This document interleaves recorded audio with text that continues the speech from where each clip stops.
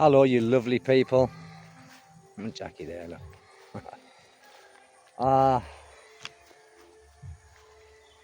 Are you leaving it too late for your retirement? And this is a question that I think like a lot of us might ask ourselves, because the longer that we are working, especially if you're in a physical job, or if you're in a really boring job, it's two ends of the spectrum here. You could have a very physical job and be burning yourself out, or you could have a very boring job and be boring yourself senseless. So I think many of us need to work until that time of retirement, to get your full pension.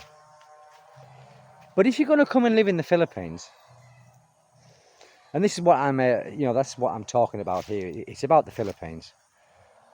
If you can afford to retire early, then do it. Because you might think to yourself, well, I'll stay a few more years just so I can get that, that bit of extra money. Well, if you're in the Philippines, you don't really need it. And if you've got enough, then that's great, isn't it? Because you could be sacrificing, those few years, wearing your body out if you've got a physical job, like I said, and if you've got a boring job, boring yourself senseless, when you could be living in the place where you want to be, but just taking a little bit less money. As far as I'm concerned, money's not everything. Yes, we need it, of course we need it, but it's not the be all and end all. It's like me. I haven't got a pension. Now, I would have had to stay in the UK for about another 10 more years, before I'm eligible for my pension. So, and I wasn't prepared to do that. I wasn't prepared to stay in the UK, be miserable, unhappy, and just having a Groundhog Days all the time. Because that's what was happening, people. And that's what will be happening to a lot of you as well. You'll be having these Groundhog Days. Jackie, come here. Jackie, come here. Come here. That's the workers. They've been cutting down the trees. Because every year that goes by, you can't get that back. And I wasn't prepared to stay in the UK any more length of time. Why would I? Why would I when I wasn't happy? And I had the opportunity to come to Southeast Asia. And I did. I bit the bullet, people. I bit the bullet. And it could have gone either way.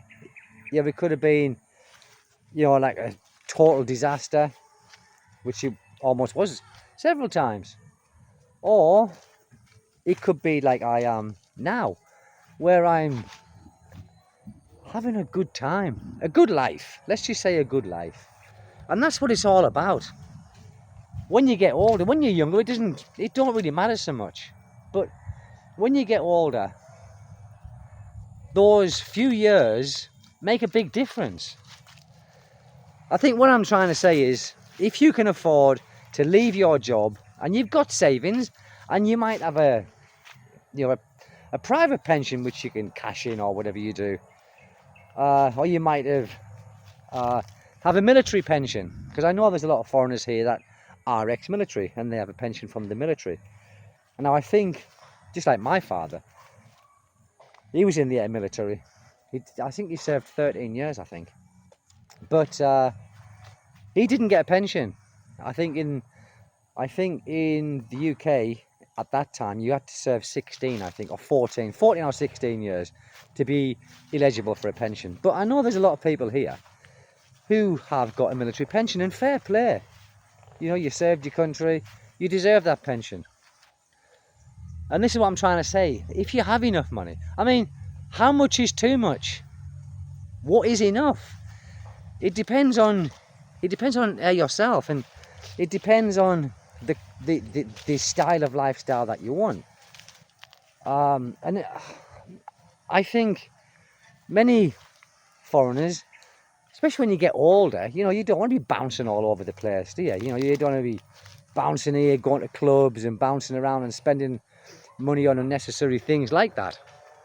So I think all what you'd be spending your money on is living here. Is basically, if you're going to buy land and build a house, yes, or your rent. That's going to be it. You might want a car, which you possibly will. You might want to go out a couple of days a week, or more than that if you want, and meet some foreign friends, or just go out for meals with your wife or your girlfriend. You don't need that much money, people. Really, you really don't need that much money.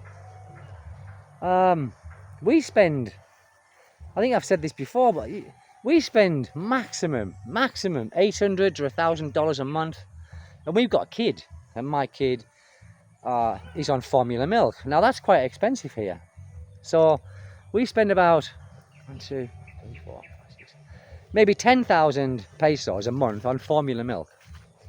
Now if you haven't got any kids, then that's an instant 10,000 peso saving for you. You don't need that much here, people. You really don't, honestly. It's just that Western mindset that we have, where we think, oh, I've got to have this money, I've got to have that. Well, in our own country, we do. Even in our own country, with all the money that we can earn or do earn, it's still not enough in our own country. But here, you've got to have that different mindset. My little Jackie. He's back again. You know, you have to have a different mindset here. And a slower pace of life. Now, if you want to keep having parties all the time and lechons and things like this, then, you know, the amount does add up. But I think after you've been here for a certain amount of time, you would stop doing that anyway. You know, like having these fancy parties and stuff. Especially when it's all Filipinos coming, because they just wipe you out. They wipe you out. But I do apologise for the video clip here. I don't know what's going on, but I think there's a party of some kind going on, so the video, I don't want to go too close in case I get copyrighted. I haven't been copyrighted yet, but there's always a first time, and I think that YouTube are very strict on that. And also, I want to talk about pensions. Now, if I was to stay in the UK until their retirement age, then I would have missed out on all of this that I've got now. All of this. You might not think it's a quality of life, but I do. I like this kind of life that I have. Now, I would have had more money in the UK, but the money that I would have had in the UK, it wouldn't have stretched as far as what my money stretches here. So what would have been the point of me staying in the UK for those extra years and being no better off at the end of it? Probably worse off. I'd have spent more money in the UK in the time I was there than the money that I spend here. So it just doesn't make sense. But of course you do need money to live anywhere. But here, you know, you do need it. But as long as you've got enough. As long as you have enough. And this is what I tell some expats, you know, when they, when they hear and they asking me this and asking me that, and I just tell them, you don't need that much. It's the same as some of the comments, and people ask, well, how much do I need to live there? And it's a question that I can't answer, because it depends on your lifestyle. You know, it depends on how you want to live your life when you're here. Now, we go out quite often, and it doesn't cost a lot of money. It really doesn't. The beer is cheap. The food is quite cheap. When you go to some decent restaurants, it's still cheap. It's not expensive. And providing you don't go over your budget, or if you do go over your budget, it's not a big deal. Like, as long as you don't continue to do it and you do spend your money. But if you've got like a replenishing way of your money here, like a pension that you've had from a private company or a military pension, then it doesn't matter. It really doesn't matter. I've got the karaoke that side, and I've got the chainsaws this side. I'm not on the lot of luck, am I?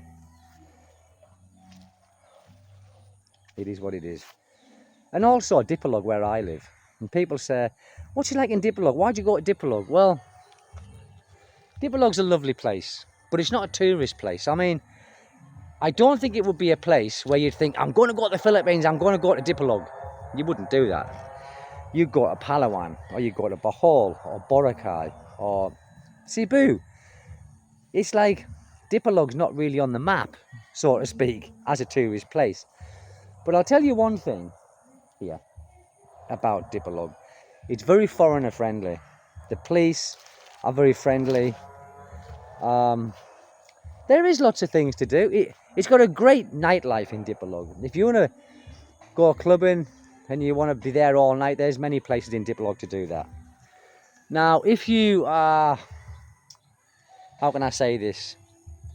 If you are like on your tourist and you come here for a certain thing, then Dipolog is not the place for you. Because, yes, it does happen here, I suppose, but it's more conservative here than other parts of the Philippines. Let's just say that. Like on Red Street, is it Red Street? Walking Street? I don't know. That's where a lot of the foreigners go who come here for that certain thing. That's fine. But you wouldn't find it here in Dipolog. It's not that sort of place. Like I said, because it's more of a like a provincial place. The girls are much more, or the people, well, the girls mainly, are much more kind of conservative, very family orientated. That's one thing, for sure. And I think you probably find a better girl in these sort of places. Because if you go into these, what I've just said, you're not going to find it. Well, I don't know, you might find a decent girl. I don't know. You might. It depends what floats your boat. But here in these sort of places, there's some good people here. There's some bad people as well, don't get me wrong. But this sort of place suits me. And I know for a lot of foreigners, this is no good for them because it's not as exciting as what they want because they come for that certain thing. But for me, I'm married, I've got a child, and I'm settled, so I don't look for that environment. Let's just say that. So, if you come into Dipolog, you'll be surprised at how friendly the people are, and the police are very friendly here. And it is a very, very, like I said, it's a very foreign friendly place. It truly is. It truly is. So, my friends, that's about it. Because I've got that going on, chainsaw, and I've got that going on. So I'm kind of trapped here just walking around in circles talking to you guys. But listen, this video is about if you can afford to come and live here, do it. Don't wait. You're wasting your time in that country. And if your life's here, you've got a wife here, you've got children here, why go back? Stay here. Don't keep wasting your time in the foreign country chasing the money. Chase the dream instead of the money. But like I said, you still need enough money to live. So you still need that regular income. Okay, people, that's it. I'm going. The thunder's coming as well now. But yeah, look, it's beautiful, isn't it? And the coconuts are there. I've been walking underneath of that. Anyway, people, thank you very much. Take good care. God bless you all. Bye-bye.